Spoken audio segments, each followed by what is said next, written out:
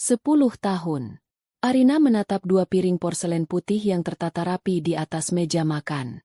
Bukan piring biasa yang mereka gunakan setiap hari, melainkan piring warisan ibunya yang hanya ia keluarkan untuk saat-saat istimewa. Hari ini adalah salah satunya. Setidaknya, itu yang ia harapkan. Di samping piring, tergeletak garpu dan pisau perak yang berkilau di bawah cahaya temaram dari lilin aromaterapi yang ia nyalakan. Wangi vanila yang lembut menguar, berbaur dengan aroma sedap dari semur daging sapi yang masih mengepul di tengah meja. Semua adalah masakan kesukaan Bastian, suaminya. Arina merapikan sekali lagi taplak meja berwarna krem, memastikan tidak ada satu lipatan pun yang kurang sempurna. Ia melirik jam dinding. Pukul 8 malam. Bastian seharusnya sudah pulang sejak 2 jam yang lalu. Arina menghela napas, mencoba menepis perasaan gelisah yang mulai merayap di hatinya. Mungkin ada rapat mendadak, atau jalanan macet parah. Ia terus mencari pembenaran, sebuah ritual yang sudah ia lakukan selama bertahun-tahun hingga ia hafal setiap kalimatnya. Hari ini adalah ulang tahun pernikahan mereka yang ke-10. 1 dekade. Bukan waktu yang singkat. Arina masih ingat hari pertama mereka bertemu. Bastian adalah seniornya di universitas. Seorang pria yang cerdas, ambisius, dan penuh pesona. Arina, yang saat itu memilih untuk hidup sederhana dan menyembunyikan latar belakang keluarganya, jatuh cinta pada kesungguhan Bastian. Mereka menikah tidak lama setelah Arina lulus, dengan sebuah pesta kecil yang hangat. Arina rela meninggalkan semua kemewahan yang seharusnya menjadi miliknya demi membangun hidup dari nol bersama pria yang ia cintai. 10 tahun kemudian, semua terasa berbeda. Bastian telah menjadi manajer yang sukses di sebuah perusahaan properti ternama. Ambisinya terpenuhi, tetapi pesonanya yang dulu selalu ditujukan untuk Arina kini telah berpindah haluan. Pria itu menjadi dingin, jarang bicara, dan selalu sibuk. Rumah yang mereka bangun bersama terasa seperti dua kutub yang berbeda. Arina di satu sisi, dengan dunianya yang hanya berpusat pada rumah dan Bastian. Sementara Bastian di sisi lain, dengan karir, teman-teman, dan Diana. Nama itu membuat dada Arina terasa sesak. Diana, rekan kerja Bastian.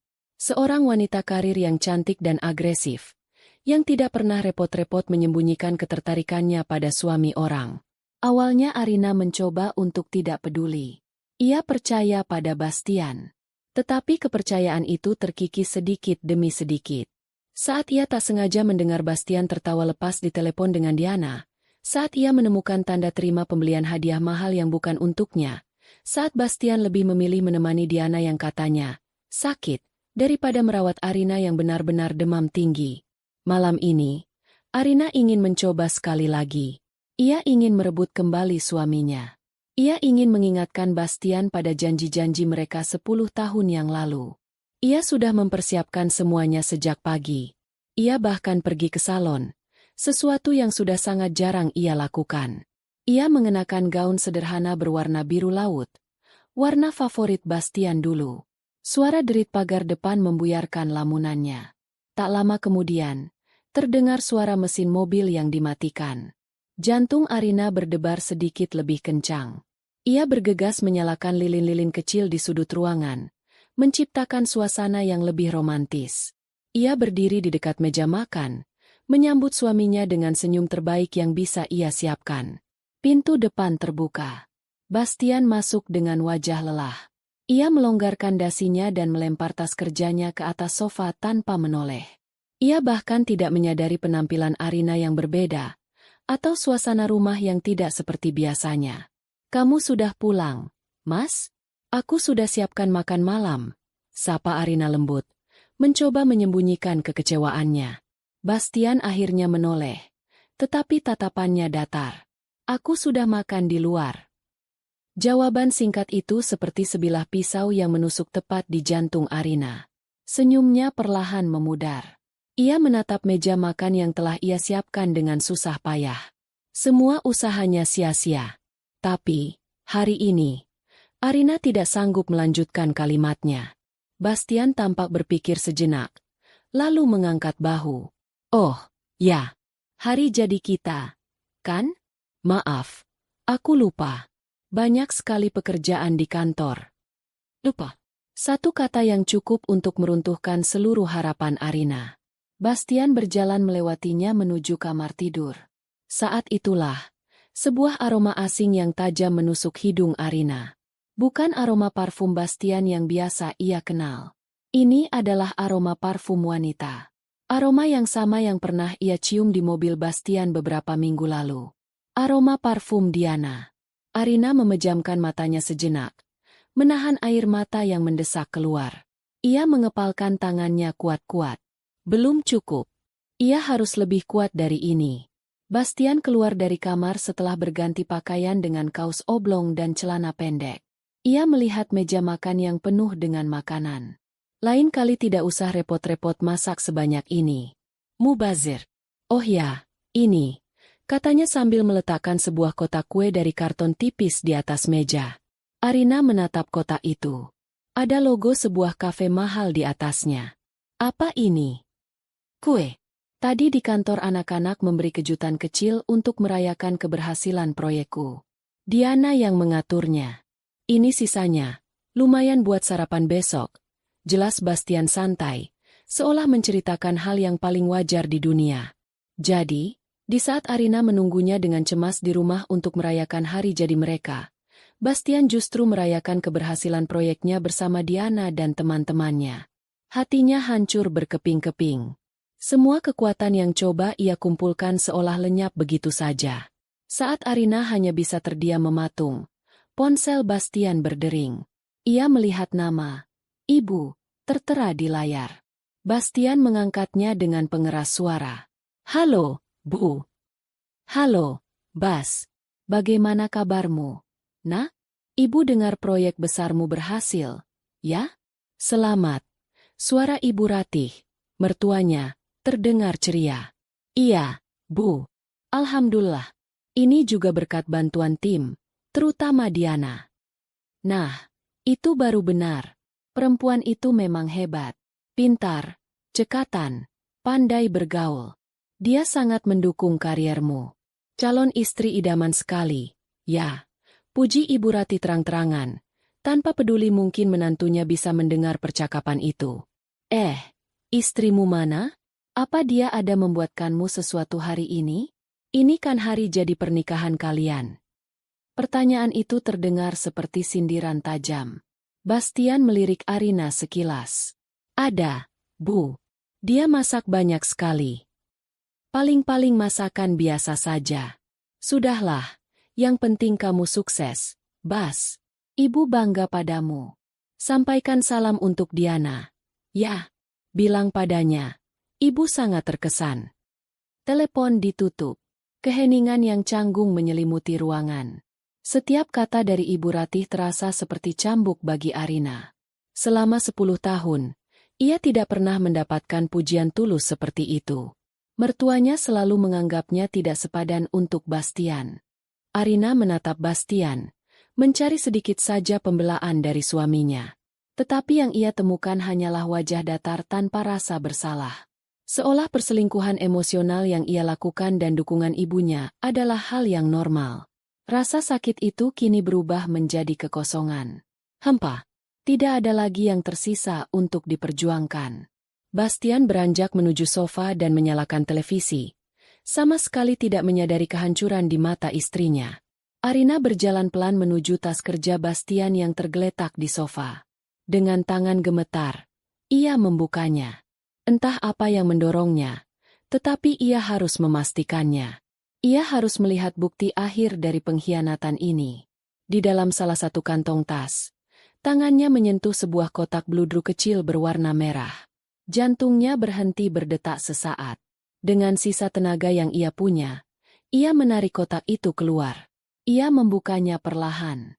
Di dalamnya, terbaring sebuah kalung emas putih dengan liontin berbentuk inisial D. Indah dan mahal.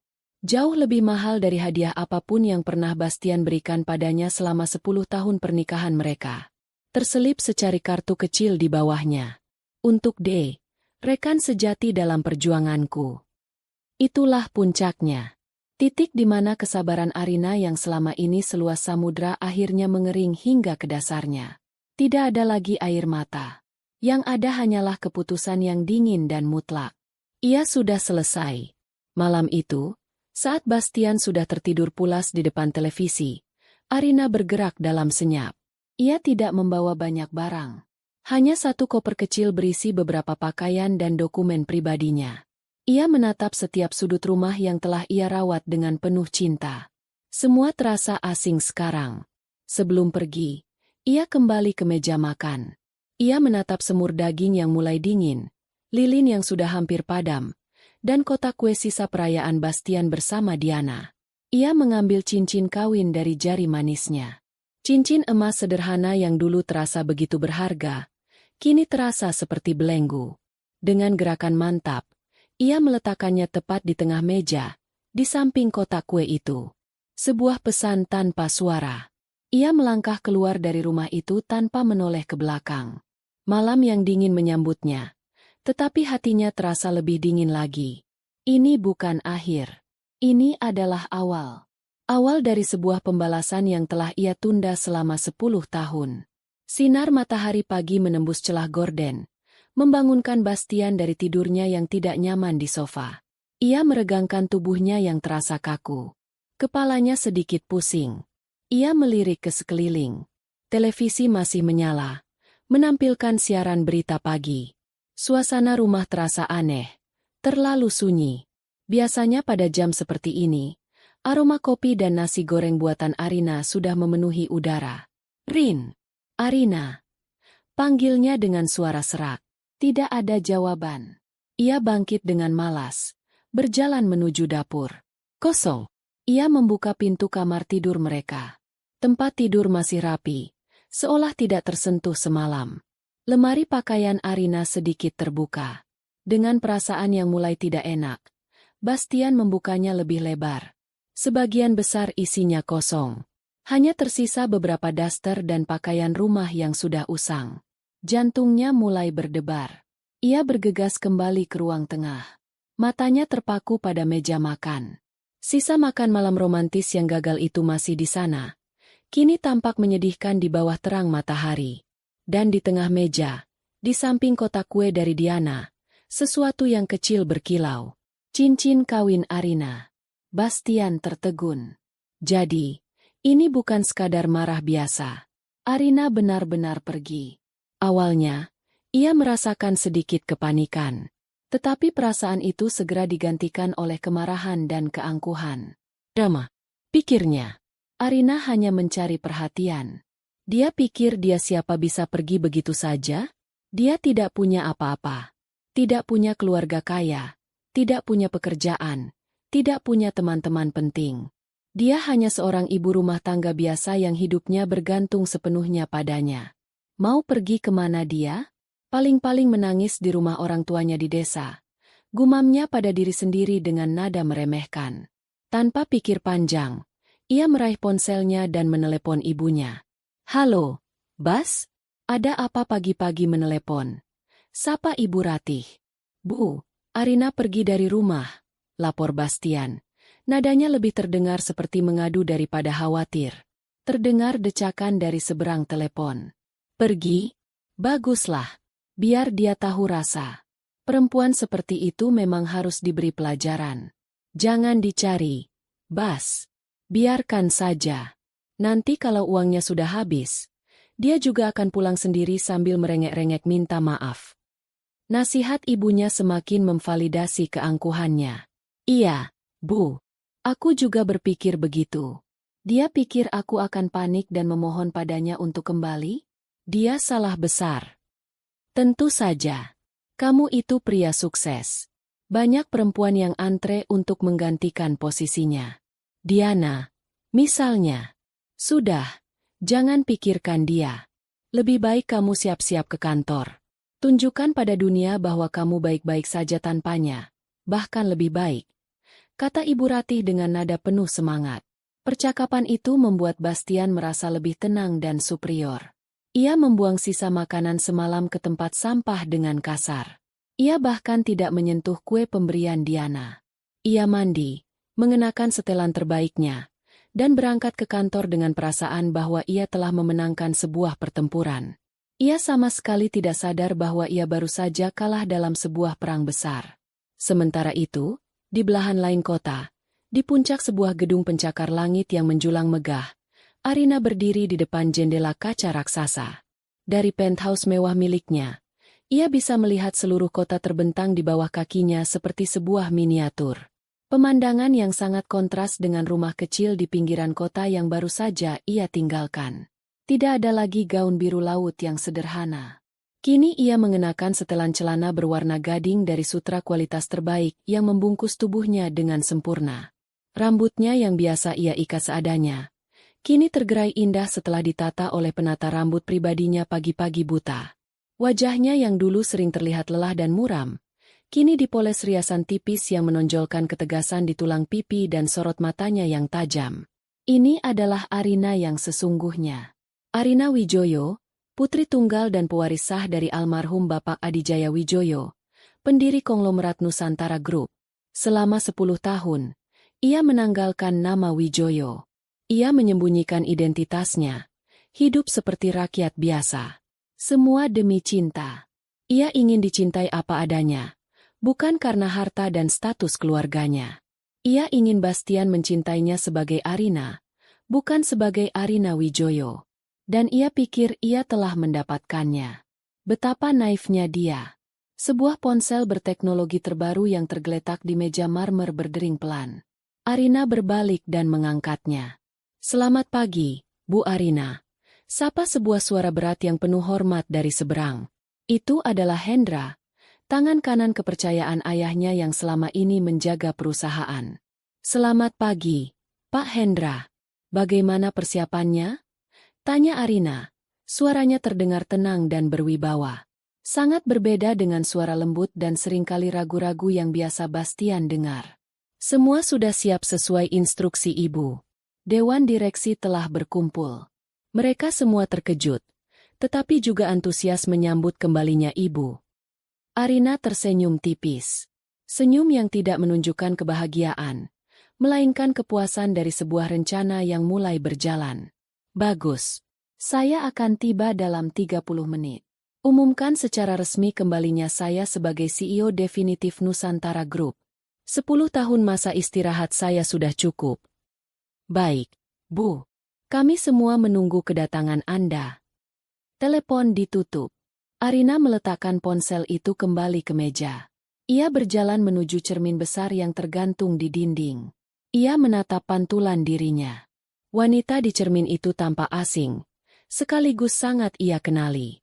Itu adalah dirinya sebelum ia dibutakan oleh cinta. Seorang wanita yang dididik sejak kecil untuk menjadi pemimpin, yang cerdas, tegas, dan tidak kenal takut. Ia ingat percakapannya dengan ayahnya dulu, beberapa saat sebelum ayahnya meninggal. "Harta terbesar kita bukanlah perusahaan ini, Rina, tapi nama baik dan harga diri. Jangan biarkan siapapun, bahkan pria yang kamu cintai, menginjak-injaknya." Selama 10 tahun, ia telah melupakan pesan itu. Ia membiarkan Bastian dan mertuanya menginjak-injak harga dirinya hingga tak bersisa. Ia rela menjadi bodoh dan lemah, berharap pengorbanannya akan dihargai. Ternyata ia salah. Cinta tidak membuatnya buta. Ia hanya berpura-pura buta. Ia tahu semua yang Bastian lakukan di belakangnya. Tim investigasi pribadi yang ia sewa secara diam-diam memberinya laporan lengkap setiap minggu. Setiap pertemuan rahasia Bastian dengan Diana, setiap kebohongan yang keluar dari mulut suaminya, setiap rupiah yang dihabiskan untuk wanita itu, semua tercatat dengan rapi. Ia punya semua buktinya. Ia hanya menunggu. Menunggu satu momen puncak yang akan menjadi pembenaran mutlak atas apa yang akan ia lakukan selanjutnya. Dan malam tadi adalah momen itu. Waktu bermain sudah selesai, Bastian. Desisnya pada pantulan dirinya di cermin. Sorot matanya berubah menjadi dingin dan penuh perhitungan. "Selamat datang di dunia nyata. Dunia di mana aku yang menetapkan aturannya." Ia meraih tas tangan kulit dari atas meja, merapikan setelannya sekali lagi, lalu berjalan keluar dari penthouse itu dengan langkah mantap. Di bawah, Sebuah mobil sedan mewah berwarna hitam dengan sopir pribadi sudah menunggunya. Perjalanan menuju kantor pusat Nusantara Group terasa singkat. Pikirannya bekerja dengan cepat, memetakan setiap langkah, setiap strategi. Ini bukan lagi tentang sakit hati seorang istri. Ini adalah tentang mengambil kembali apa yang menjadi haknya dan memberikan pelajaran setimpal kepada mereka yang telah mengkhianatinya. Saat mobilnya memasuki lobi gedung yang megah, seluruh jajaran direksi sudah berbaris menyambutnya.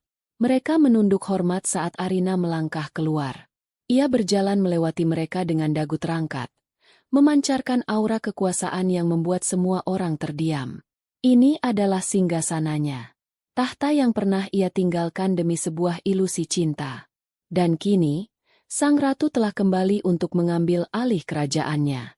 Badai besar akan segera datang, dan nama pertama yang akan tersapu oleh badai itu adalah Bastian. Ruang rapat Dewan Direksi Nusantara Group terletak di lantai tertinggi gedung, sebuah ruangan megah yang didominasi oleh meja kayu jati raksasa yang panjangnya hampir memenuhi ruangan. 15 kursi kulit berwarna hitam lega mengelilingi meja itu, dan semuanya telah terisi oleh pria dan wanita parubaya dengan setelan mahal dan wajah serius. Mereka adalah otak di balik laju perusahaan selama 1 dekade terakhir. Udara di dalam ruangan terasa tegang, penuh dengan bisik-bisik spekulasi dan rasa penasaran. Pintu ganda di ujung ruangan terbuka tanpa suara. Pak Hendra, seorang pria berusia 60-an dengan rambut perak dan postur tubuh yang masih tegap, masuk terlebih dahulu. Ia berdiri di samping pintu, menundukkan kepalanya dengan hormat. Kemudian, Arina melangkah masuk. Keheningan langsung menyergap. Semua percakapan terhenti. Semua mata tertuju padanya. Jika ada di antara mereka yang mengharapkan seorang wanita yang rapuh atau canggung setelah 10 tahun menghilang dari dunia bisnis, mereka salah besar. Arina berjalan dengan langkah yang tenang dan mantap. Setiap gerakannya memancarkan kepercayaan diri. Setelan sutra berwarna gading yang ia kenakan seolah menjadi zirah yang menegaskan posisinya. Ia berjalan menuju kursi utama di ujung meja, kursi yang telah kosong sejak ayahnya meninggal. Kursi kekuasaan. Ia tidak langsung duduk. Ia berdiri di sana, menyapukan pandangannya ke seluruh wajah yang menatapnya. Beberapa adalah wajah yang ia kenali sejak kecil, teman-teman ayahnya yang setia. Yang lain adalah wajah-wajah baru, orang-orang ambisius yang naik selama ia pergi.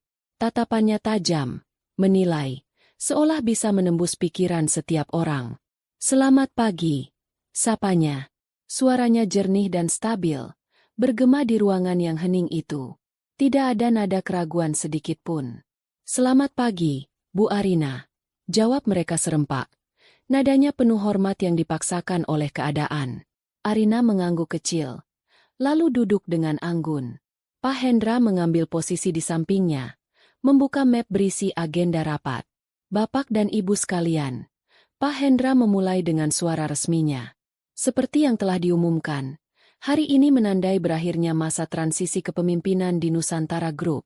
Sesuai dengan wasiat terakhir dari almarhum Bapak Adijaya Wijoyo, seluruh kendali perusahaan kini secara resmi kembali ke tangan pewaris tunggal beliau, Ibu Arina Wijoyo." Arina membiarkan kalimat itu meresap. Ia bisa melihat berbagai macam reaksi. Keterkejutan, ketidakpercayaan, dan sedikit kekhawatiran dari beberapa direksi yang mungkin merasa nyaman dengan status quo selama ini. "Terima kasih, Pak Hendra," kata Arina, mengambil alih pertemuan. "Saya tahu kembalinya saya mungkin mengejutkan bagi sebagian dari Anda.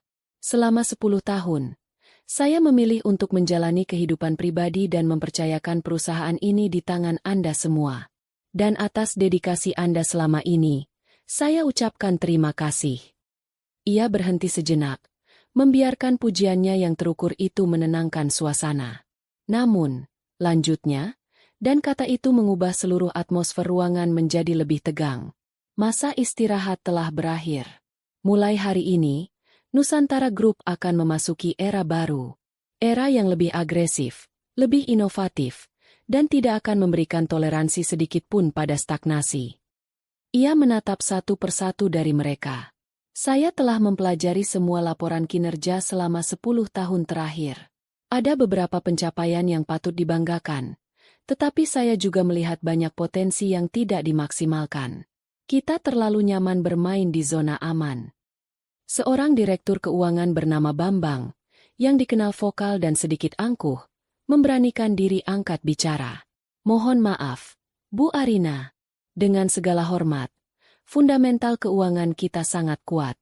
Pertumbuhan kita stabil setiap tahunnya. Saya rasa strategi, bermain aman, seperti yang Ibu sebutkan justru yang membuat kita bertahan di tengah ketidakpastian ekonomi global. Arina menatap Bambang tanpa berkedip. Pertumbuhan stabil Anda itu hanya sedikit di atas tingkat inflasi. Pak Bambang, itu bukan pertumbuhan. Itu namanya jalan di tempat. Bertahan tidaklah cukup. Saya tidak membangunkan kembali nama Wijoyo hanya untuk sekadar bertahan. Saya ingin kita mendominasi. Kata-katanya yang tajam membuat Bambang terdiam. Tidak ada yang berani membantah lagi. Agenda pertama saya, Arina melanjutkan, suaranya kembali tenang namun tegas, adalah melakukan audit dan peninjauan ulang menyeluruh terhadap semua portofolio proyek, kemitraan, dan investasi yang sedang berjalan. Saya ingin laporan lengkap di atas meja saya dalam waktu 1 minggu. Setiap detail, setiap kontrak, setiap sen yang kita keluarkan. Tidak ada yang boleh terlewat. Ia mengalihkan pandangannya pada direktur operasional. Pak Suryo, saya ingin Anda yang memimpin tim audit ini. Laporkan perkembangannya langsung kepada saya setiap hari. Pak Suryo, pria yang loyal pada ayahnya, mengangguk patuh. Baik, Bu. Khusus untuk divisi properti, Arina berkata lagi, dan kali ini jantungnya berdetak sedikit lebih kencang, meski wajahnya tetap tanpa ekspresi. Saya melihat ada proyek pengembangan skala besar yang sedang berjalan. Grand Sentosa Residence. Beberapa kepala mengangguk. Itu adalah salah satu proyek andalan mereka tahun ini. Mitra pengembang kita dalam proyek itu adalah PT Properti Jaya Abadi. Benar. Benar, Bu. Jawab Pak Suryo. Nama perusahaan tempat Bastian bekerja disebut dengan begitu lugas di ruang rapat itu. Bagi semua orang, itu hanyalah salah satu nama dari puluhan mitra bisnis. Tetapi bagi Arina, nama itu adalah pusat dari seluruh rencana pembalasannya. Saya mau lihat semua dokumen terkait proyek itu. Proposal awal, studi kelayakan, perjanjian kerjasama, laporan kemajuan, dan profil perusahaan mitra kita. Saya mau itu menjadi prioritas pertama. Letakkan mapnya di meja saya setelah rapat ini selesai.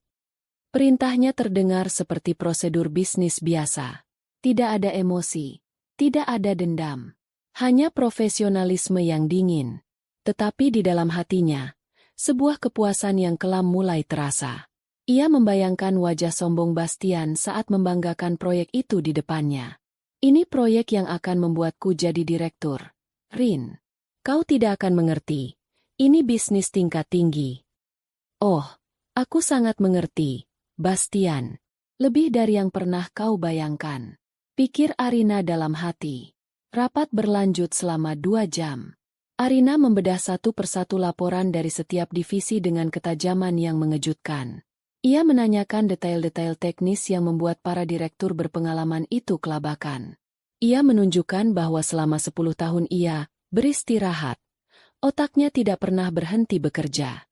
Ia terus mengasah dirinya, mempelajari tren pasar global, dan mempersiapkan diri untuk momen ini. Saat rapat berakhir, suasana di ruangan itu telah berubah total. Rasa penasaran dan skeptis telah berganti menjadi rasa segan dan sedikit takut. Mereka sadar, wanita yang duduk di kursi pimpinan itu bukanlah sekadar pewaris manja yang datang untuk menikmati harta orang tua. Dia adalah seorang pemimpin sejati, mungkin bahkan lebih tangguh dari ayahnya. Setelah semua direksi keluar, hanya Arina dan Pak Hendra yang tersisa di ruangan itu. Mereka meremehkan Anda, Bu, kata Pak Hendra sambil tersenyum tipis. Saya tahu. Biarkan saja. Itu akan membuat pekerjaan saya lebih mudah. Jawab Arina sambil bangkit dari kursinya. Ia berjalan menuju jendela kaca raksasa di belakang kursi pimpinannya. Dari sana, ia bisa melihat denyut nadi kota yang sibuk. Seorang staf masuk dan meletakkan sebuah map tebal berwarna biru di atas meja. Di sampulnya tertulis, Proyek Grand Sentosa Residence kemitraan dengan PT Properti Jaya Abadi. Ini adalah langkah pertama yang indah, bukan, Pak Hendra? Kata Arina tanpa menoleh. Matanya masih menatap keluar jendela. Pak Hendra menatap punggung Arina. Ia sudah mengabdi pada keluarga Wijoyo seumur hidupnya. Ia tahu semua cerita tentang Arina, termasuk pengorbanannya selama 10 tahun terakhir. Langkah pertama dari sebuah badai yang pantas mereka dapatkan, Bu. Arina tersenyum. Kali ini senyumnya tulus. Ia berbalik dan menatap map biru itu. Pion pertama dalam permainan caturnya telah ia gerakan. Dan ia tahu persis, di papan catur sana, sang raja yang sombong itu masih tertawa. Sama sekali tidak menyadari bahwa skakmat sudah menantinya. Seminggu setelah Arina pergi, kehidupan Bastian terasa luar biasa. Ia merasa bebas. Tidak ada lagi istri yang selalu menunggunya pulang dengan wajah muram. Tidak ada lagi pertanyaan-pertanyaan tentang di mana dan dengan siapa ia pergi. Rumah yang dulu terasa sesak dengan kehadiran Arina yang pendiam, kini menjadi istana bujangannya. Ia menghabiskan lebih banyak waktu dengan Diana. Makan siang mewah, makan malam romantis, hingga akhir pekan di sebuah villa di puncak. Diana adalah segalanya yang bukan Arina. Dia ambisius, mengerti dunia bisnis, dan selalu memujinya setinggi langit. Aku tidak mengerti kenapa kamu bisa bertahan 10 tahun dengan perempuan membosankan seperti dia, Bas, kata Diana suatu malam, sambil menyandarkan kepalanya di bahu Bastian. Mereka sedang berada di sebuah bar rooftop yang mahal. Kamu pantas mendapatkan yang lebih baik. Seseorang yang selevel denganmu. Bastian tersenyum puas. Aku tahu. Mungkin aku hanya terlalu kasihan padanya selama ini. Keangkuhannya berada di puncak. Di kantor, proyek Grand Sentosa Residence berjalan lancar.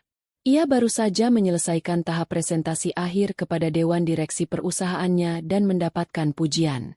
Posisi direktur sudah di depan mata. Ia merasa tak terkalahkan. Arina sudah menghubungimu? Tanya Diana. Bastian tertawa kecil. Dan aku juga tidak peduli. Ibuku benar. Paling-paling dia sedang menangis di desa. Kehabisan uang. Cepat atau lambat dia akan kembali memohon-mohon padaku. Mereka berdua tertawa, menertawakan nasib wanita yang tidak mereka sadari sedang memegang kendali atas nasib mereka. Badai itu datang pada hari Selasa pagi. Cuaca cerah, tidak ada pertanda apapun. Bastian sedang memimpin rapat timnya dengan penuh percaya diri ketika email itu masuk. Subjeknya singkat dan dingin. Peninjauan ulang proyek Grand Sentosa Residence. Pengirimnya adalah Sekretaris Dewan Direksi Nusantara Group. Isi email itu lebih dingin lagi. Isinya menyatakan bahwa pimpinan baru Nusantara Group telah memerintahkan peninjauan ulang menyeluruh terhadap semua proyek kemitraan. Dan untuk sementara waktu, semua kegiatan di lapangan dan transaksi keuangan terkait proyek Grand Sentosa harus dihentikan segera hingga ada pemberitahuan lebih lanjut. Bastian membaca email itu 3 kali. Ini pasti kesalahan. Peninjauan ulang? Proyek sudah berjalan hampir 40%. Menghentikan kegiatan sekarang akan menyebabkan kerugian besar. Ada apa, Pak? Tanya salah satu anak buahnya, melihat perubahan di wajah Bastian. Tidak apa-apa. Hanya masalah administrasi kecil, jawab Bastian, mencoba terlihat tenang. Rapat selesai. Kembali bekerja. Setelah timnya bubar, kepanikan mulai menjalari dirinya. Ia segera menelepon bosnya, Pak Ridwan, Direktur Utama PT Properti Jaya Abadi.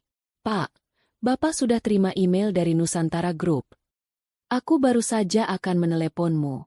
Bas, apa-apaan ini? Pimpinan baru? Siapa pimpinan baru mereka? Kenapa tiba-tiba menghentikan proyek seenaknya? Suara Pak Ridwan terdengar panik dan marah. Saya juga tidak tahu, Pak. Saya coba cari informasi, tapi sepertinya sangat dirahasiakan. Mereka hanya menyebut, pewaris keluarga Wijoyo, jawab Bastian. Pewaris? Bukankah Adijaya Wijoyo hanya punya satu anak perempuan yang tidak pernah terdengar kabarnya? Sudahlah, itu tidak penting. Yang penting sekarang adalah proyek kita. Ini proyek terbesarmu, Bas. Masa depanmu dan perusahaan ada di sini. Kau yang membawa proposal ini, kau yang harus menyelesaikannya. Cari tahu apa yang terjadi dan bereskan. Telepon ditutup dengan bantingan. Bastian merasa tertekan. Ia mencoba menghubungi beberapa kontaknya di Nusantara Group yang biasa membantunya. Tetapi semua jawabannya sama. Mereka tidak tahu apa-apa.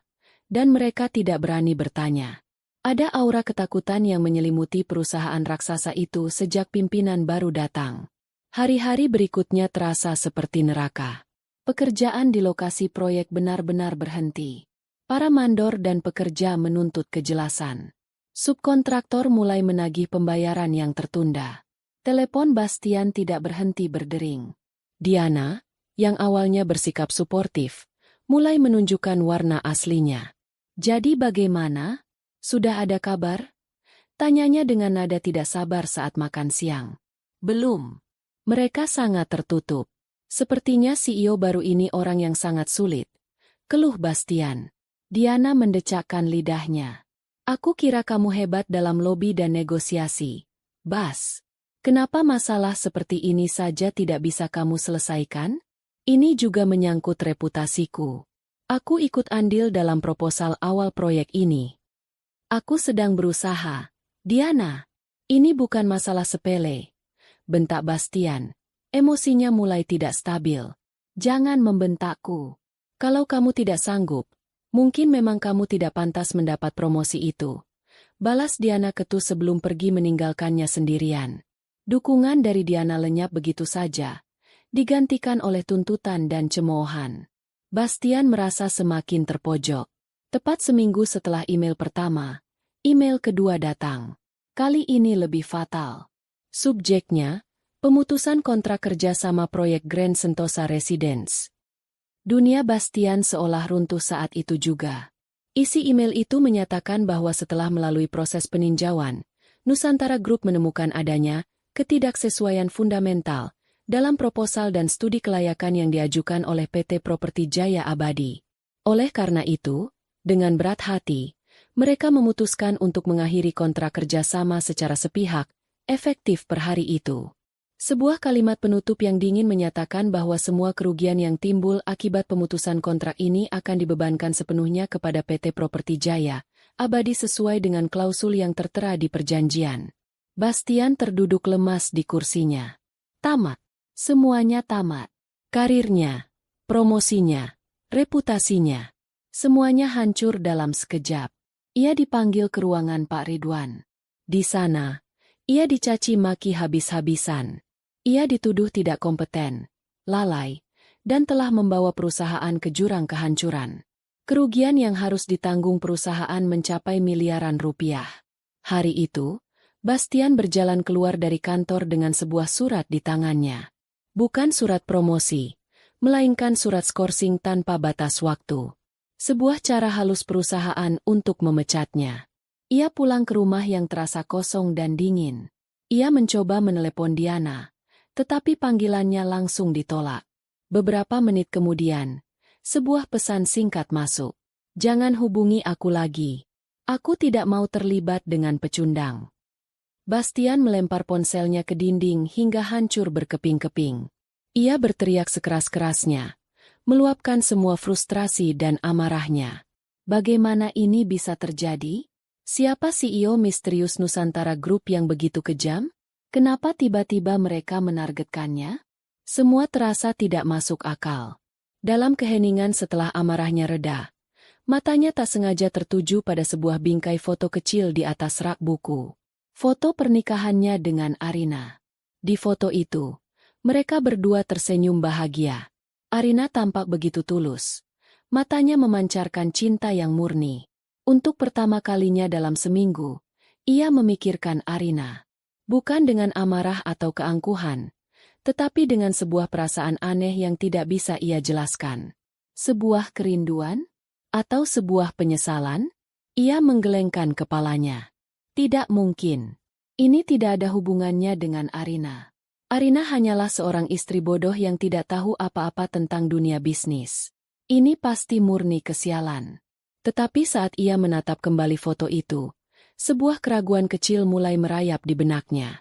Kepergian Arina yang begitu tiba-tiba, dan kehancuran karirnya yang terjadi begitu cepat setelahnya. Mungkinkah ini semua hanya kebetulan? Itu mustahil. Pikirnya sekali lagi, mencoba meyakinkan dirinya sendiri. Arina tidak punya kekuatan untuk melakukan semua ini. Ia sama sekali tidak tahu bahwa wanita di dalam foto itu, wanita yang selama ini ia remehkan, kini sedang duduk di singgasananya, menatap laporan pemutusan kontrak di mejanya dengan senyum puas. Badai itu baru saja dimulai, dan Bastian baru merasakan tiupan angin pertamanya. Diana mematikan ponselnya dengan gerakan kasar. Pecundang. Itulah kata yang tepat untuk Bastian sekarang. Ia bersandar di kursi mobilnya, memijat pelipisnya yang berdenyut kencang. Kepanikan mulai menjalari dirinya seperti racun. Ini bukan hanya tentang Bastian yang kehilangan pekerjaan. Ini tentang dirinya. Namanya ikut tercantum dalam proposal proyek Grand Sentosa Residence. Kegagalan proyek itu akan menjadi noda hitam dalam portofolionya yang selama ini ia bangun dengan citra sempurna. Ia tidak akan membiarkan karirnya hancur hanya karena seorang pria bodoh. Ia harus bergerak cepat, membersihkan namanya, dan membalikan keadaan. Ia adalah Diana, wanita yang selalu mendapatkan apa yang ia inginkan. Ia tidak akan kalah oleh CEO misterius yang tidak punya wajah itu. Rencananya sederhana. Ia akan memisahkan diri dari kegagalan Bastian. Ia akan mendekati Nusantara Group secara langsung, menunjukkan bahwa dirinya adalah aset berharga yang terjebak dengan mitra yang tidak kompeten. Ia akan menyalahkan semuanya pada Bastian. Masalah pribadi Bastian, kelalaiannya, ketidakmampuannya dalam mengelola tim. Ia akan menawarkan dirinya sebagai solusi. Selama 2 hari penuh, ia mengerahkan seluruh jaringannya. Ia menelepon setiap orang penting yang ia kenal, meminta bantuan untuk bisa mendapatkan jadwal bertemu dengan perwakilan dari Nusantara Group. Usahanya tidak sia-sia. Seorang kenalannya berhasil mendapatkan celah. Bukan pertemuan dengan sang CEO, tetapi dengan perwakilan senior Dewan Direksi yang ditugaskan menangani transisi proyek. Bagi Diana, itu sudah lebih dari cukup. 1 kaki di dalam pintu. Pertemuan dijadwalkan pada hari Jumat sore di sebuah lounge pribadi di Hotel Bintang 5. Tempat yang netral dan elegan. Sempurna. Diana mempersiapkan dirinya seolah akan maju ke medan perang. Ia memilih gaun kerja termahalnya. Sebuah gaun selutut berwarna merah marun yang memancarkan aura kekuatan dan sensualitas. Ia menata rambutnya di salon, memastikan setiap helainya jatuh dengan sempurna. Ia berlatih di depan cermin, merangkai kata-kata yang akan ia gunakan untuk menghancurkan Bastian dan mengangkat dirinya sendiri. Ia menyiapkan senyumnya yang paling menawan dan tatapan matanya yang paling meyakinkan. Saat tiba di hotel, ia melangkah masuk dengan penuh percaya diri. Semua mata tertuju padanya, dan itu memberinya suntikan energi. Ia merasa seperti seorang ratu yang akan merebut kembali kerajaannya. Ia diantar oleh seorang staf hotel ke sebuah ruangan privat di sudut lounge. Ruangan itu sunyi, dengan sofa bludru yang nyaman dan pemandangan ke taman hotel yang asri. Ia duduk dan memesan segelas air mineral. Ia menunggu. 5 menit. 10 menit. Ia mulai sedikit gelisah. Apakah mereka sengaja membuatnya menunggu untuk menguji kesabarannya? Ia merapikan gaunnya, memastikan tidak ada yang kusut. Akhirnya, pintu ruangan terbuka. Diana langsung memasang senyum terbaiknya dan bangkit berdiri, siap menyambut seorang pria parubaya berjas mahal seperti yang ia bayangkan. Namun, yang melangkah masuk bukanlah seorang pria, melainkan seorang wanita. Seorang wanita yang ia kenal betul. Senyum di wajah Diana membeku. Tubuhnya menegang. Matanya membelalak tak percaya. Jantungnya seolah berhenti berdetak. Dunia di sekelilingnya terasa berputar. Di hadapannya, berdiri Arina. Bukan Arina si istri bodoh yang selalu menunduk dengan daster lusuhnya. Ini adalah Arina yang lain. Arina yang mengenakan blus sutra berwarna zamrud yang tampak ribuan kali lebih mahal dari gaunnya, dengan tatapan mata yang dingin dan menusuk. Di belakangnya, Berdiri Pak Hendra yang menatap Diana seolah ia adalah serangga menjijikan. "Arina?" desis Diana. Suaranya nyaris tak terdengar.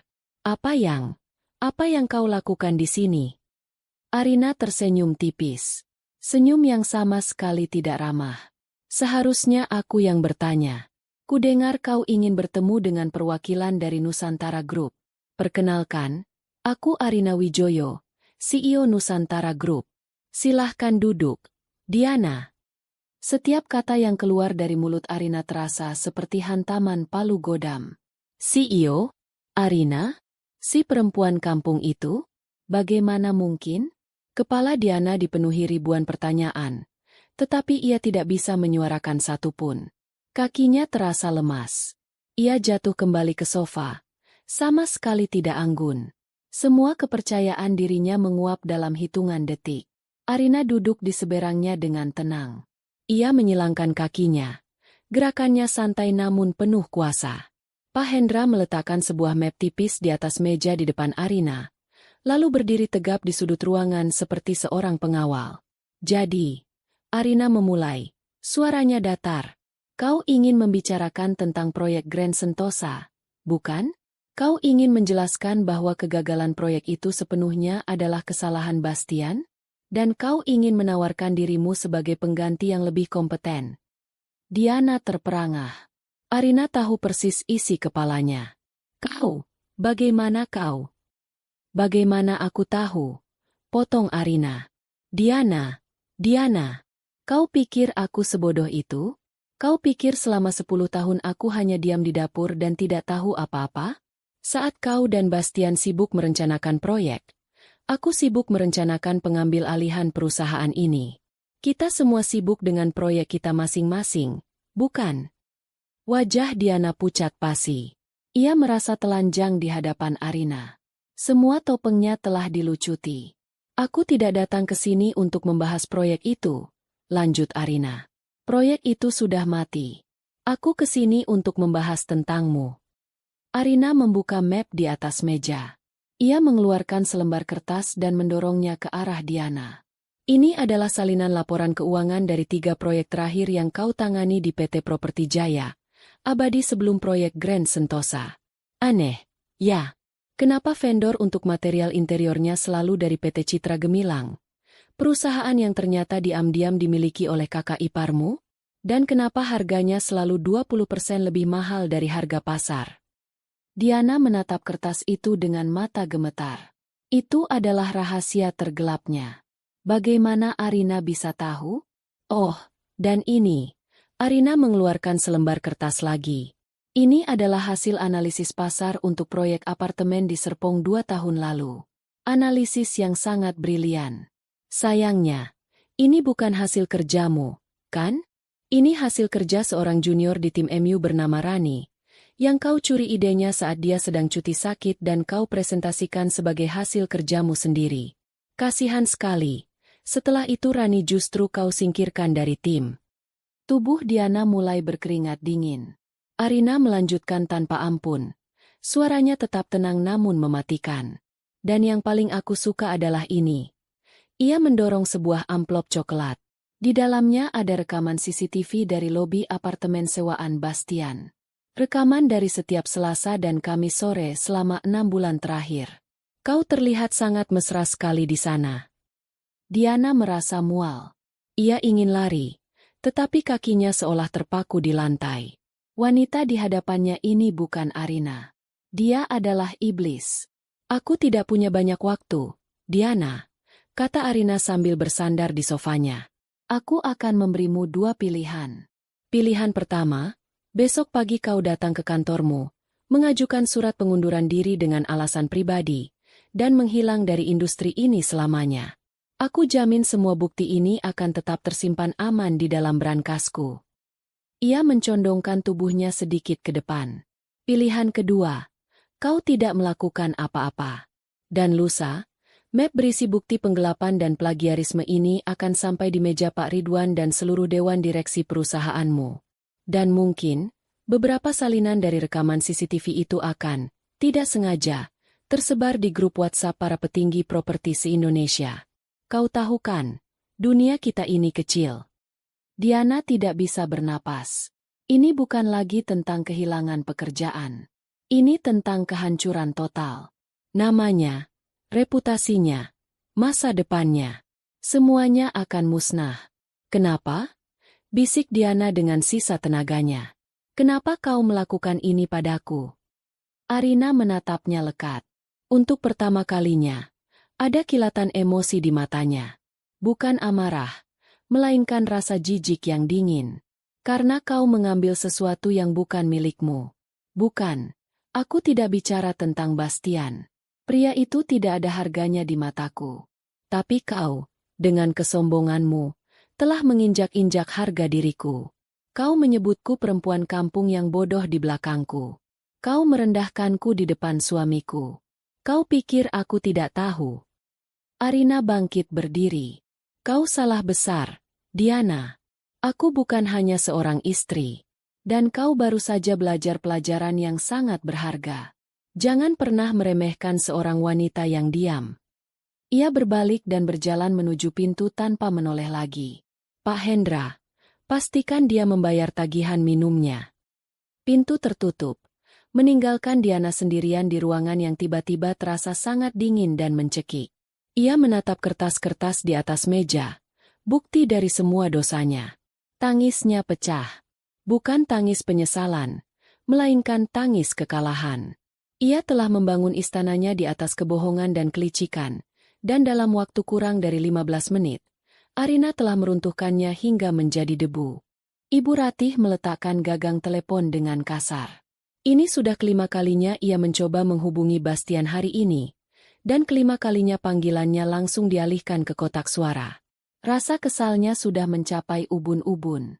Sudah hampir 2 minggu lewat dari tanggal biasanya Bastian mengiriminya uang bulanan, dan rekeningnya masih kosong. Anak tidak tahu diuntung, gerutunya sambil berjalan mondar-mandir di ruang tamunya yang luas. Sudah sukses lupa sama orang tua. Gaya hidup Ibu Ratih sepenuhnya bergantung pada kiriman uang dari Bastian. Ia sudah terbiasa hidup mewah. Arisan setiap minggu di Hotel Bintang 5, belanja tas dan perhiasan model terbaru, perawatan di salon dan klinik kecantikan mahal, serta mempekerjakan seorang sopir dan 2 asisten rumah tangga. Semua itu membutuhkan biaya yang tidak sedikit. Kejengkelannya memuncak saat Bulina, ketua arisan geng sosialitanya, menelepon. Halo, Bu Ratih? Ini mau konfirmasi saja. Jadi ikutkan arisan kita lusa di restoran Prancis yang baru buka itu. Ibu Ratih ragu sejenak. Uang di dompetnya menipis. Tentu saja ikut, Bulina. Masa tidak? Jawabnya, menjaga gengsinya. Oh, syukurlah. Soalnya saya dengar kabar burung. Katanya Bastian lagi ada masalah besar ya di kantornya? Katanya proyek raksasanya gagal total dan dia dipecat. Jantung Ibu Ratih seolah berhenti berdetak. Dipecat? Dari mana Bulina tahu? Ah, itu hanya gosip, Bu. Anda tahu kan, semakin tinggi pohon, semakin kencang anginnya. Bastian baik-baik saja. Elaknya dengan tawa yang dipaksakan. Setelah telepon ditutup, kepanikan mulai melandanya. Ia mencoba menghubungi Bastian lagi dengan marah. Kali ini, panggilannya diangkat. Ada apa lagi, Bu? Suara Bastian terdengar serak dan putus asa. Kamu kemana saja? Kenapa tidak kirim uang? Dan apa maksud gosip yang ibu dengar kalau kamu dipecat? Semprotnya tanpa basa-basi. Terdengar helaan napas berat dari seberang. Gosip itu benar, Bu. Semuanya hancur. Proyekku dibatalkan. Aku diskors. Diana juga meninggalkanku. Aku tidak punya apa-apa lagi. Ibu Ratih terduduk lemas di sofanya. Tidak punya apa-apa lagi. Bagaimana dengan hidupnya? Bagaimana dengan arisannya?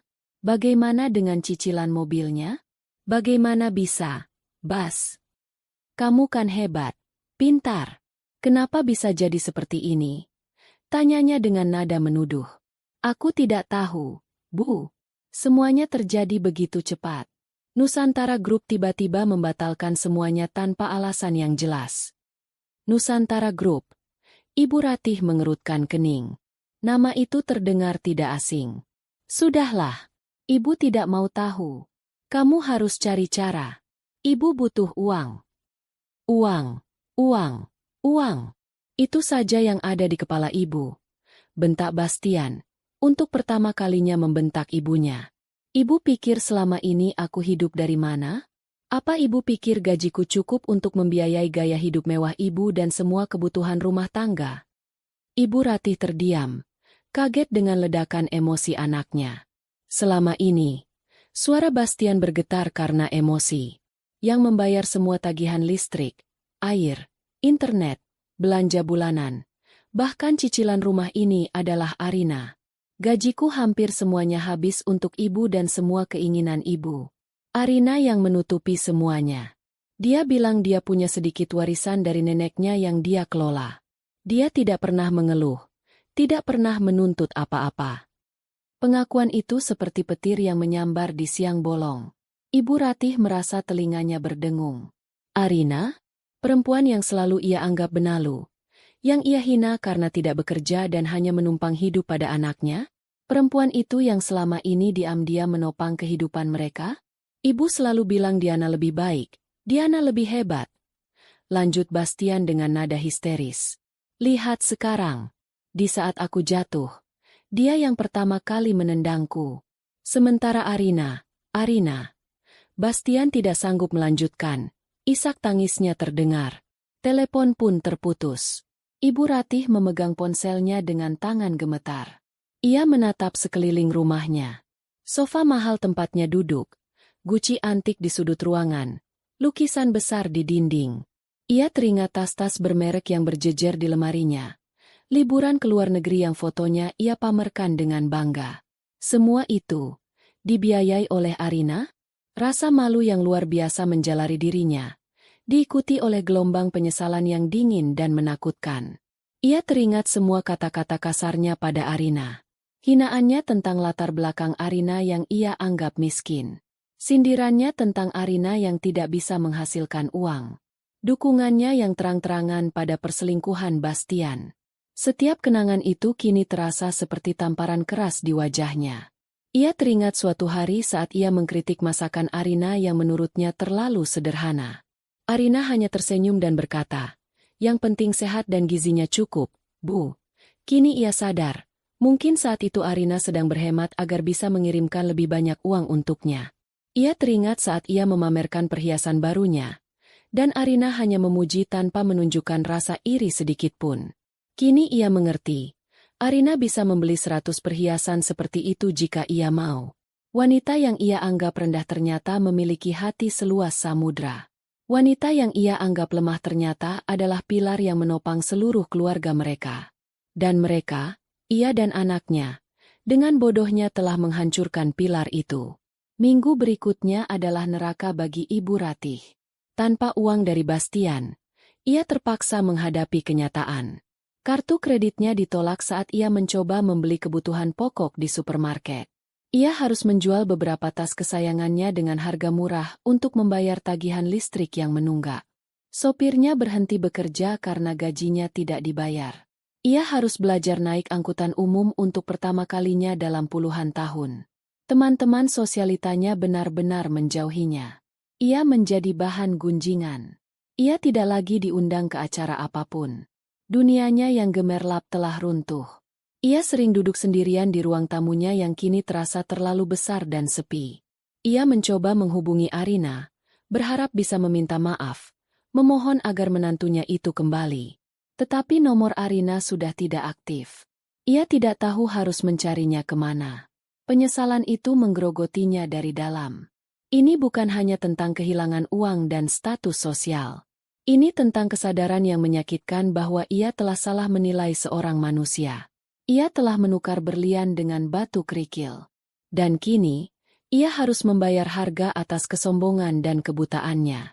Malam-malamnya diisi dengan kegelisahan, membayangkan apa yang akan terjadi selanjutnya. Dan untuk pertama kalinya dalam hidupnya, Ibu Ratih merasa benar-benar takut. Bulan-bulan berikutnya adalah kabut penderitaan bagi Bastian. Dunia yang pernah ia kuasai, dunia di mana namanya disegani dan masa depannya terjamin, telah lenyap. Ia kini tinggal di rumah ibunya. Sebuah rumah yang dulu terasa seperti simbol status, kini terasa seperti penjara yang pengap dan penuh kenangan pahit. Setiap sudut rumah mengingatkannya pada kegagalannya. Hari-harinya diisi dengan rutinitas yang memuakan. Bangun siang, menatap langit-langit kamar, lalu turun untuk menghadapi omelan ibunya yang tiada henti. Ibu Ratih, yang telah kehilangan semua kemewahannya, melampiaskan seluruh frustrasinya pada Bastian. "Lihat, tetangga sebelah baru beli mobil lagi," serunya suatu pagi sambil menunjuk keluar jendela. "Dulu mereka selalu memandang kita dengan iri. Sekarang, kita yang jadi bahan tertawaan mereka. Ini semua salahmu, Bas. Salahmu." "Cukup, Bu," balas Bastian, suaranya lelah. "Aku sudah bilang aku sedang berusaha." "Berusaha apa? Melamun di kamar? Setiap hari kerjamu hanya itu. Kenapa kamu jadi selemah ini? Diana meninggalkanmu, pekerjaanmu hilang, sekarang kamu hanya jadi beban orang tua." Setiap kata ibunya seperti belati yang mengoyak sisa-sisa harga dirinya. Ia ingin berteriak bahwa gaya hidup ibunya jugalah yang membuatnya tertekan, bahwa dukungan ibunya pada Diana adalah salah satu pemicu kehancurannya. Tetapi ia tidak punya tenaga lagi untuk berdebat. Ia hanya bisa diam menelan semua tuduhan itu. Ia memang sudah berusaha. Ia mengirim puluhan surat lamaran kerja setiap minggu. Ia menghubungi semua teman dan kenalan lamanya. Tetapi hasilnya selalu sama. Beberapa menolaknya dengan halus, mengatakan tidak ada lowongan yang cocok. Yang lain bahkan tidak membalas pesannya sama sekali. Namanya telah tercemar. Rumor tentang kegagalan proyek Grand Sentosa dan pemecatannya telah menyebar luas. Tidak ada perusahaan yang mau mengambil risiko mempekerjakan seseorang dengan rekam jejak seperti itu. Tabungannya menipis dengan cepat. Ia terpaksa menjual mobil sport kesayangannya dengan harga yang sangat murah, hanya untuk bisa bertahan hidup dan membayar beberapa utang. Kemudian ia menjual jam tangan mewahnya, koleksi sepatunya, semua simbol kesuksesan yang dulu ia banggakan. Setiap barang yang ia lepas terasa seperti bagian dari dirinya yang ikut hilang. Ia kini bukan siapa-siapa. Di tengah malam-malamnya yang panjang dan penuh kegelisahan, bayangan Arina seringkali muncul. Ia teringat pada kelembutan Arina, pada kesabarannya, pada senyumnya yang tulus. Ia teringat bagaimana Arina selalu merawatnya saat ia sakit, bagaimana Arina selalu menyiapkan air hangat untuknya mandi sepulang kerja. Hal-hal kecil yang dulu ia anggap sepele kini terasa begitu berharga. Ia mulai menyadari kekosongan yang ditinggalkan Arina bukan hanya kekosongan fisik, tetapi juga kekosongan emosional yang dalam. Rasa rindu itu seringkali bercampur dengan rasa bersalah yang menusuk. Tetapi egonya masih terlalu tinggi untuk mengakui kesalahannya sepenuhnya. Ia lebih suka menyalahkan keadaan, menyalahkan CEO baru Nusantara Group yang kejam dan misterius itu. Suatu malam, saat ia berada di titik terendahnya, sebuah ide gila melintas di benaknya. Ide yang lahir dari keputusasaan murni. Bagaimana jika ia menemui langsung CEO Nusantara Group itu? Ia akan membuang harga dirinya, memohon, dan menjelaskan semuanya. Ia akan mengatakan bahwa ada kesalahpahaman besar, bahwa ia hanyalah korban dari sebuah keputusan bisnis yang kejam. Mungkin, jika ia bisa berbicara dari hati ke hati, sang CEO akan luluh dan memberinya kesempatan kedua. Setidaknya, memberinya surat rekomendasi agar ia bisa mencari pekerjaan lain. Itu adalah harapan terakhirnya. Satu-satunya jalan keluar yang tersisa dari labirin penderitaannya. Keesokan paginya, ia menyampaikan ide itu pada ibunya. Awalnya, Ibu Ratih mencemoohnya. "Kamu sudah gila? Menemui orang yang sudah menghancurkanmu? Untuk apa? Memohon-mohon seperti pengemis." "Lalu aku harus bagaimana, Bu?" Suara Bastian meninggi. "Menunggu mati kelaparan di rumah ini sambil mendengar omelan ibu setiap hari? Ini satu-satunya kesempatan kita." Melihat kesungguhan di mata anaknya, dan didorong oleh keputusasaannya sendiri, Ibu Ratih mulai mempertimbangkan ide itu. Mungkin anaknya benar. Jika mereka bisa bertemu langsung, ia bisa ikut membantu. Ia akan menangis, bersimpuh, Melakukan apa saja agar kehidupan mereka kembali seperti semula. Baiklah, katanya akhirnya. Ibu akan ikut denganmu. Dua kepala lebih baik dari satu. Perjuangan untuk mendapatkan jadwal pertemuan itu ternyata jauh lebih sulit dari yang mereka bayangkan.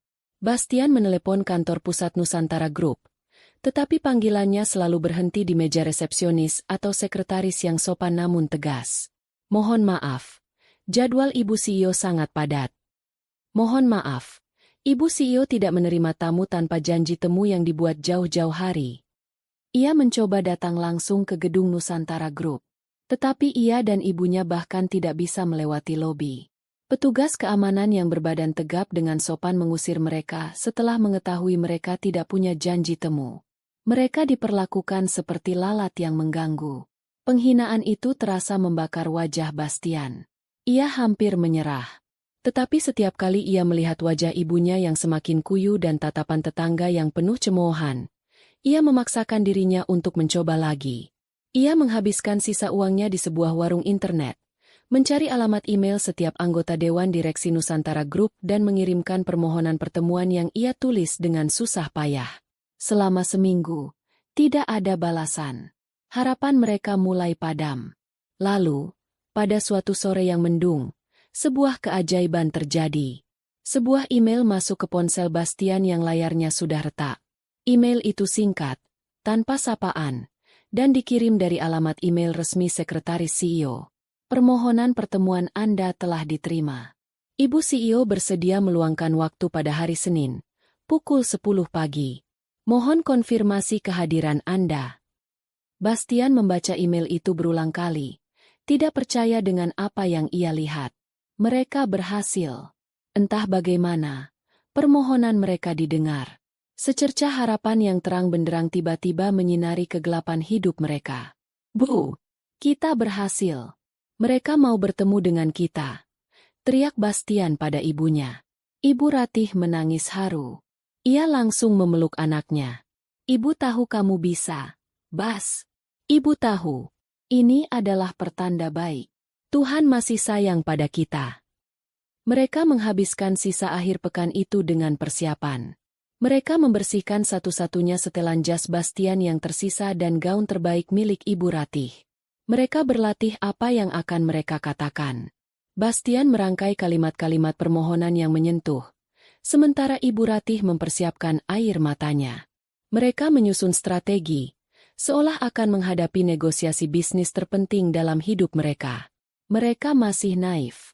Mereka pikir mereka akan menghadapi sebuah negosiasi. Mereka tidak sadar bahwa mereka sebenarnya sedang berjalan menuju sebuah eksekusi. Mereka hanya dua ekor tikus yang putus asa, yang dengan gembira berjalan masuk ke dalam perangkap yang telah disiapkan dengan sabar oleh sang kucing.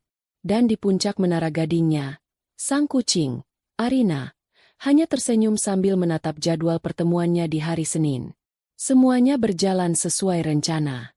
Gedung Nusantara Group menjulang ke langit seperti sebuah tombak kaca dan baja yang menantang awan.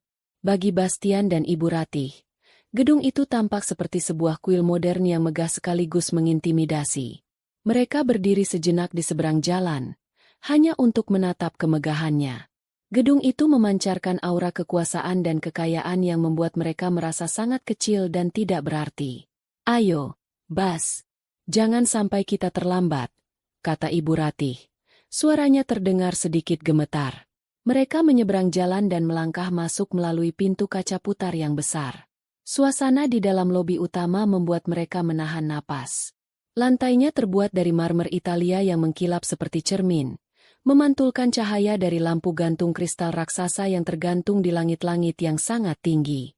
Dindingnya dihiasi karya seni abstrak yang tampak mahal. Puluhan orang berlalu lalang dengan langkah cepat dan tujuan yang jelas.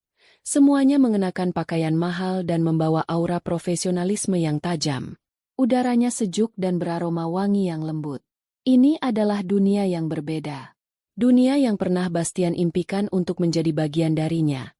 Dan kini ia datang sebagai seorang pemohon yang kalah. Mereka mendekati meja resepsionis yang panjang dan terbuat dari batu pualam.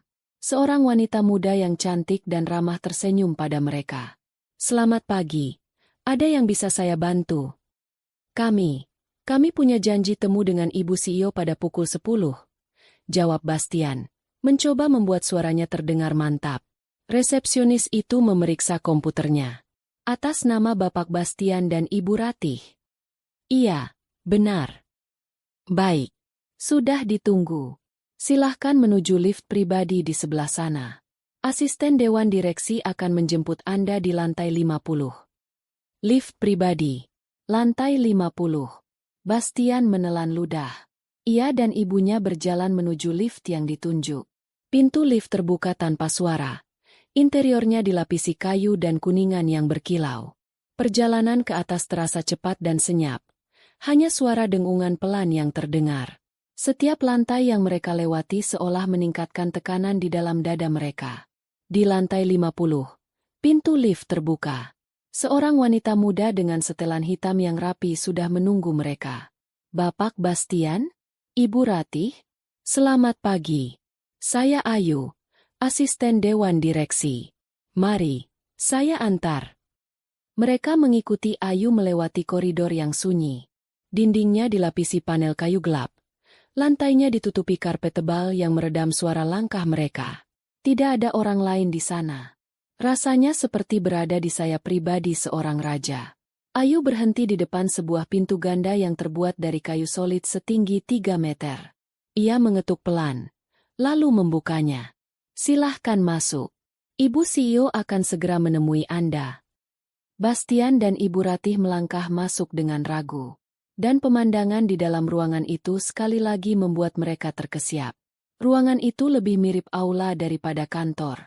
Salah satu dindingnya sepenuhnya terbuat dari kaca, menyajikan pemandangan seluruh kota dari ketinggian yang memusingkan. Langit biru dan gedung-gedung pencakar langit lainnya terlihat seperti miniatur. Perabotannya minimalis tetapi mewah. Hanya ada satu set sofa kulit berwarna putih di satu sisi, dan di tengah ruangan, berdiri sebuah meja kerja raksasa yang terbuat dari satu lempengan kayu utuh yang berwarna gelap. Meja itu kosong.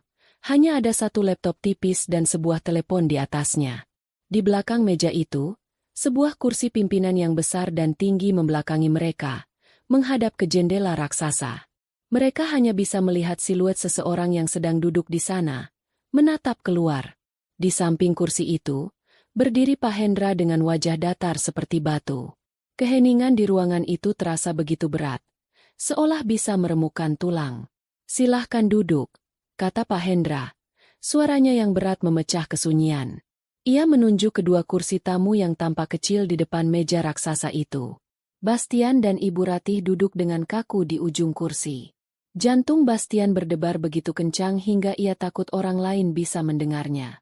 Ini saatnya. Ia harus mengatakan sesuatu. Selamat pagi, Bu CEO. Bastian memulai. Suaranya bergetar. Ia berbicara pada punggung kursi itu. Terima kasih. Terima kasih sebesar-besarnya telah bersedia meluangkan waktu untuk kami. Nama saya Bastian, dan ini ibu saya, Ratih. Tidak ada jawaban. Sosok di kursi itu tidak bergerak. Bastian melanjutkan. Kata-katanya keluar dengan terbata-bata. Maksud kedatangan saya ke sini. Saya ingin memohon maaf atas segala kesalahpahaman yang mungkin terjadi terkait proyek Grand Sentosa. Saya tidak tahu apa kesalahan saya, Bu. Tapi saya yakin saya telah bekerja dengan sepenuh hati. Jika ada kelalaian dari pihak saya siap bertanggung jawab. Tapi saya mohon, Bu, berikan saya kesempatan kedua. Atau setidaknya, jangan masukkan nama saya ke dalam daftar hitam. Saya perlu bekerja untuk menghidupi ibu saya. Ibu Ratih tidak bisa menahan diri lagi. Ia mulai terisak. Benar, Bu CEO. Anak saya orang baik. Dia pekerja keras. Tolong ampuni anak saya. Kami mohon belas kasihan ibu. Kami akan melakukan apa saja. Permohonan mereka yang putus asa menggema di ruangan yang sunyi itu. Mereka menumpahkan semua harapan dan keputusasaan mereka pada sebuah siluet yang tidak bergerak. Lalu, setelah keheningan yang terasa seperti selamanya, kursi itu mulai berputar. Perlahan. Sangat perlahan. Pertama, mereka melihat sisi kursi yang terbuat dari kulit hitam mahal. Lalu, Sebuah tangan yang terawat dengan kuku yang dicat warna netral muncul, bertumpu pada sandaran tangan. Tangan itu mengenakan sebuah cincin berlian sederhana yang berkilau. Kemudian, mereka melihat bahu yang dibalut blus sutra berwarna zamrud. Jantung Bastian dan Ibu Ratih berhenti berdetak. Ada sesuatu yang familiar. Sesuatu yang mustahil. Kursi itu terus berputar hingga akhirnya berhenti, menghadap lurus ke arah mereka. Waktu seolah berhenti. Napas mereka tercekat di tenggorokan. Dunia di sekitar mereka melebur menjadi latar belakang yang kabur. Satu-satunya yang bisa mereka lihat dengan jelas adalah wajah wanita yang kini duduk di kursi kekuasaan itu, menatap mereka dengan ekspresi yang tenang dan dingin. Wajah yang mereka lihat setiap hari selama 10 tahun. Wajah yang selalu mereka remehkan, mereka hina, dan mereka abaikan. Arina. Mulut Bastian terbuka, tetapi tidak ada suara yang keluar. Otaknya tidak bisa memproses apa yang dilihat matanya. Ini pasti mimpi buruk. Ini tidak nyata. Arina, istrinya yang pendiam, yang hanya tahu urusan dapur, kini duduk di singgasana perusahaan yang telah menghancurkan hidupnya? Bagaimana? Di sampingnya, Ibu Ratih terkesiap keras. Wajahnya yang sudah pucat kini berubah menjadi seputih kertas. Matanya membelalak penuh kengerian dan ketidakpercayaan. Ia menggelengkan kepalanya pelan, seolah mencoba menyangkal kenyataan yang terpampang di depan matanya. Wanita yang ia sebut benalu, perempuan kampung tak berguna, ternyata adalah ratu dari semua ini. Arina menatap mereka berdua, satu persatu. Tatapannya tidak lagi mengandung kelembutan atau rasa sakit. Hanya kekosongan yang dingin, seperti tatapan seorang hakim pada dua pesakitan yang nasibnya sudah ia tentukan. Keheningan yang menyiksa itu akhirnya dipecahkan oleh suara Arina. Suara yang jernih, tenang, dan penuh otoritas yang belum pernah mereka dengar sebelumnya. Ada lagi yang ingin kalian sampaikan kepada saya? Pertanyaan Arina menggantung di udara yang beku, tajam dan berat seperti bongkahan es. Ada lagi yang ingin kalian sampaikan kepada saya? Bagi Bastian dan Ibu Ratih, suara itu adalah suara dari dunia lain. Suara yang seharusnya tidak keluar dari mulut wanita yang mereka kenal. Otak mereka berputar, mencoba menghubungkan titik-titik yang mustahil. Arina, menantu pendiam yang masakannya sering dihina ibunya. Arina, istri sederhana yang pakaian terbaiknya adalah gaun murahan yang ia pakai di hari jadi mereka. Arina, wanita yang menangis dalam diam saat Bastian lebih memilih mengangkat telepon dari Diana. Dan kini Arina yang sama duduk di hadapan mereka. Di singgasana kekuasaan yang telah merenggut semua kebanggaan dan masa depan mereka. Ini tidak masuk akal. Ini adalah sebuah mimpi buruk yang paling kejam. Kau tidak mungkin. Bibir Ibu Ratih bergetar. Ia menunjuk Arina dengan jari gemetar. Ini pasti jebakan. Kau hanya sekretarisnya, kan? Di mana bosmu yang sebenarnya? Arina tersenyum. Untuk pertama kalinya, ia tersenyum. Tetapi senyum itu tidak mencapai matanya. Itu adalah senyum dingin yang penuh dengan belas kasihan yang menghina. Bos saya? Arina mengulang kata itu seolah sedang mencicipinya.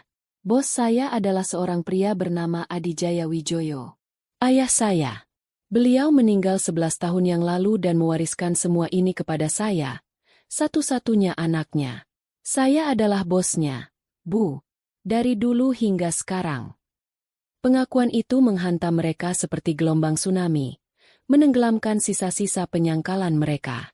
Jadi ini semua benar. Kekayaan, kekuasaan, Nusantara Group, semuanya milik Arina. Wanita yang selama ini mereka perlakukan seperti asisten rumah tangga tanpa bayaran ternyata adalah seorang ratu yang sedang menyamar. Bastian akhirnya menemukan suaranya, meski yang keluar hanyalah bisikan serak. Kenapa, Rin? Kenapa kau tidak pernah bilang?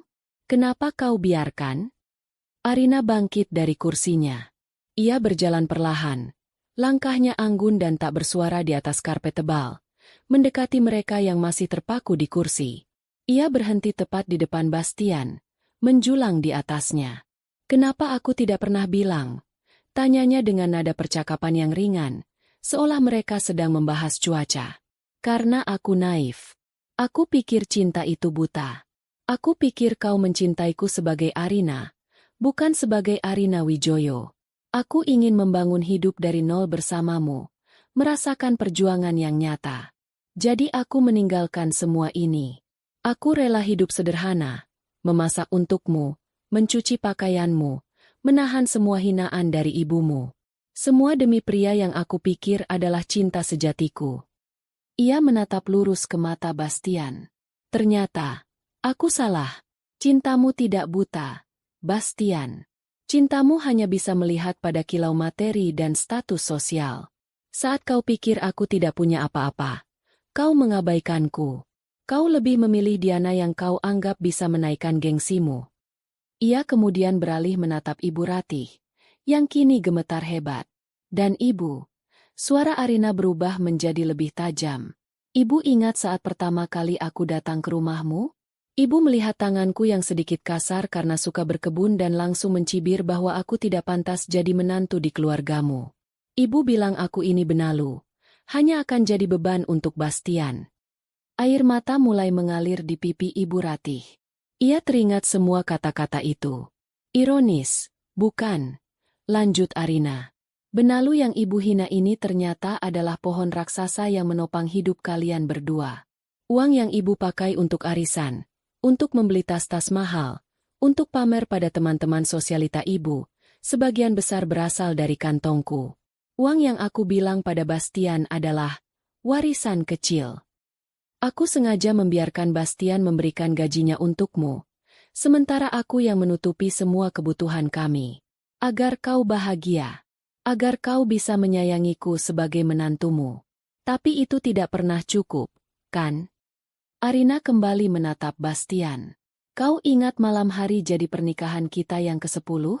Aku menunggumu dengan makan malam istimewa. Tapi kau pulang membawa sisa kue dari perayaanmu dengan Diana. Saat kau meletakkan kotak kue itu di atas meja, saat itu juga aku memutuskan untuk mengaktifkan kembali rencanaku. Rencana untuk mengambil kembali semua yang menjadi milikku. Saat kau begitu bangga dengan proyek Grand Sentosa, aku sedang menandatangani surat perintah untuk melakukan audit pada perusahaan mitranya. Saat kau tertawa di telepon dengan Diana, tim investigasiku sedang mengumpulkan semua bukti perselingkuhan kalian. Setiap rasa sakit yang kalian berikan padaku selama 10 tahun, aku ubah menjadi satu langkah dalam rencana pembalasanku. Kebenaran itu, yang diungkap dengan begitu tenang dan metodis, akhirnya meruntuhkan pertahanan terakhir mereka. Ini bukan nasib buruk. Ini bukan kebetulan. Ini adalah sebuah hukuman. Setiap penderitaan yang mereka alami beberapa bulan terakhir telah dirancang dengan sempurna oleh wanita yang berdiri di hadapan mereka. Ibu Ratih tidak sanggup lagi menahannya. Ia terisak keras. Tangisannya terdengar menyedihkan. Ia menjatuhkan dirinya dari kursi, bersimpuh di lantai marmer yang dingin. Ia merangkak ke depan, mencoba meraih ujung sepatu Arina. Maafkan ibu, Rina. Maafkan ibu, nak. Ratapnya di sela-sela isak tangisnya. Ibu salah, ibu buta, ibu mohon, maafkan kami, kembalilah pada Bastian. Kami akan melakukan apa saja, maaf. Melihat ibunya bersujud seperti itu, benteng keangkuhan Bastian hancur lebur. Semua rasa superioritasnya, semua egonya, lumat menjadi debu. Ia melihat Arina, wanita yang sama yang pernah menangis di hadapannya memohon perhatiannya. Kini ia yang harus memohon. Ia turun dari kursinya. Lututnya menghantam lantai dengan keras. Ia tidak hanya berlutut. Ia bersujud, menempelkan dahinya ke lantai yang dingin, posisi terendah yang bisa dilakukan seorang manusia. Ampuni aku, Rin. Suaranya teredam oleh karpet. Aku mohon, ampuni aku. Aku salah. Aku bodoh. Aku dibutakan oleh ambisi. Aku masih mencintaimu, Rin. Tolong, beri aku satu kesempatan lagi. Mereka berdua kini bersujud di kakinya. Seorang ibu dan anak, menangis dan memohon belas kasihan. Pemandangan yang sama seperti di judul cerita pembalasan yang sering ia baca. Tetapi melihatnya secara langsung, Arina tidak merasakan kepuasan yang meledak-ledak. Yang ia rasakan hanyalah kehampaan yang dingin. Semuanya sudah terlambat. Ia menatap turun pada dua sosok yang menyedihkan itu tanpa ekspresi. "Bangun," perintahnya. Suaranya tidak mengandung kehangatan sedikit pun. Mereka tidak bergerak. Masih terus terisak. "Aku bilang, bangun." Suaranya sedikit meninggi.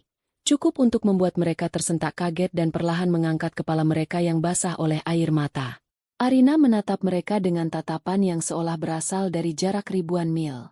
"Kalian pikir ini semua tentang permintaan maaf?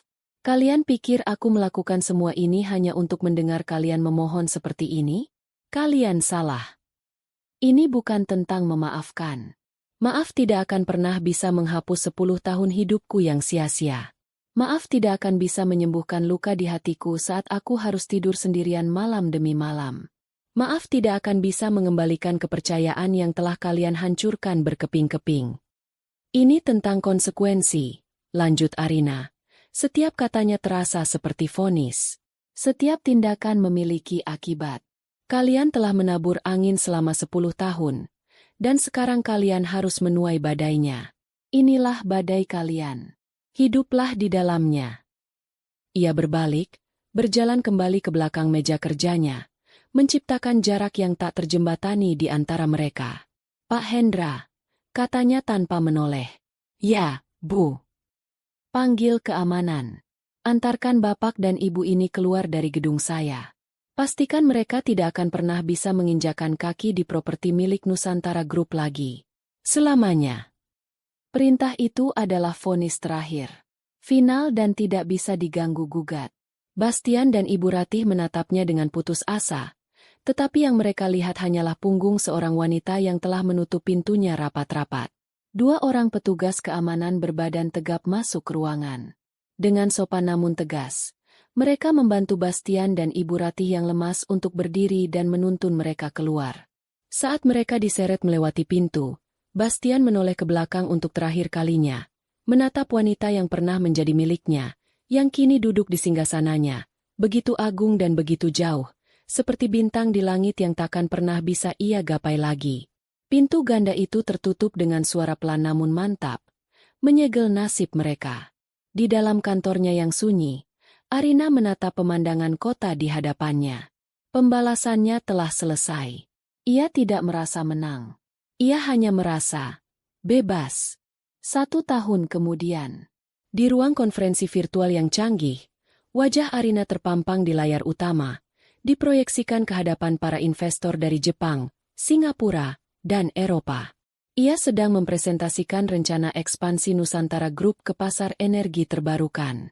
Ia berbicara dalam bahasa Inggris yang fasih, menjelaskan data-data yang rumit dengan sederhana dan meyakinkan.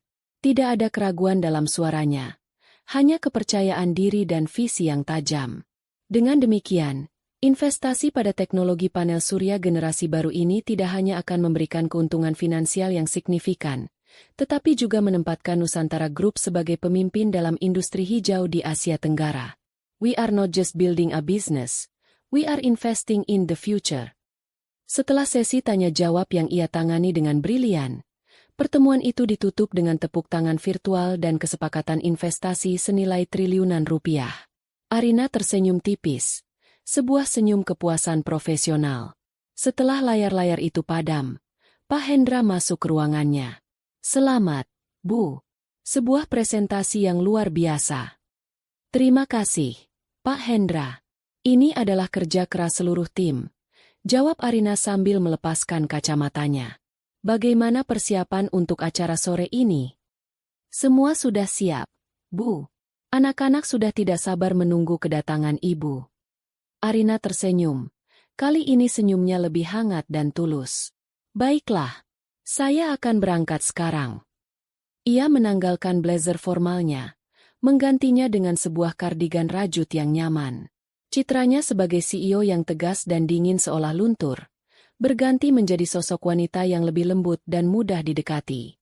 Tempat yang ia tuju bukanlah sebuah pertemuan bisnis atau hotel mewah, melainkan sebuah kompleks bangunan yang ceria dan asri di pinggiran kota. Di atas gerbangnya, tertulis nama, Panti Asuhan Tunas Harapan Wijoyo. Ini adalah proyek pribadi Arina, sebuah panti asuhan yang ia bangun dari nol dan danai sepenuhnya untuk mengenang ayahnya. Saat mobilnya tiba, puluhan anak-anak berbagai usia langsung berlarian keluar menyambutnya dengan teriakan gembira. Ibu Arina datang! Ibu Arina datang! Arina keluar dari mobil dan langsung berjongkok, merentangkan tangannya. Ia disambut oleh pelukan-pelukan kecil yang hangat. Ia tertawa lepas. Tawa yang tidak pernah didengar oleh Bastian selama 10 tahun pernikahan mereka.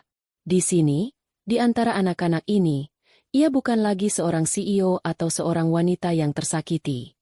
Ia hanyalah Ibu Arina. Ia menghabiskan sore itu dengan membacakan dongeng untuk anak-anak balita, membantu anak-anak yang lebih besar mengerjakan PR matematika, dan mendengarkan curahan hati seorang gadis remaja tentang cinta pertamanya. Ia melakukan semuanya dengan penuh kesabaran dan kasih sayang. Kekosongan dalam hatinya yang dulu ia coba isi dengan cinta dari seorang pria, kini telah terisi penuh oleh cinta tulus dari puluhan anak-anak ini. Di tempat lain, di sebuah toko kelontong kecil yang pengap di sudut kota yang ramai, seorang pria kurus dengan seragam pegawai yang sedikit lusuh sedang menata kaleng-kaleng sarden di rak. Wajahnya tampak lebih tua dari usianya, dengan lingkaran hitam di bawah matanya yang sayu. Itu adalah Bastian. Bastian, jangan melamun saja. Cepat kerjanya. Pelanggan sudah menunggu. Bentak pemilik toko, seorang pria gemuk berkumis. Baik, Pak, jawab Bastian pelan, tanpa mengangkat kepalanya. Ia telah berpindah-pindah pekerjaan beberapa kali. Dari agen asuransi, penjaga gudang, dan kini menjadi pegawai toko. Tidak ada yang bertahan lama. Bayangan tentang kegagalannya dan pertemuan terakhirnya dengan Arina selalu menghantuinya, membuatnya sulit untuk fokus. Ia hidup dari gaji pas-pasan, cukup untuk menyewa kamar kos sempit dan makan sehari-hari.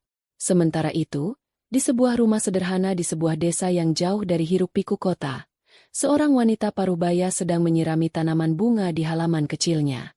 Ia tampak kurus, dengan kerutan-kerutan penyesalan yang terukir jelas di wajahnya. Itu adalah Ibu Ratih. Setelah dipaksa menjual rumah mewahnya untuk menutupi utang-utang Bastian, ia kembali ke desa tempat kelahirannya. Ia hidup dalam kesunyian, ditemani oleh gunjingan tetangga dan rasa bersalah yang tak pernah padam. Setiap malam, ia teringat pada wajah dingin Arina di ruang kantornya. Setiap suap nasi yang ia makan, ia teringat pada masakan Arina yang dulu selalu ia hina. Tidak ada lagi arisan. Tidak ada lagi tas mahal.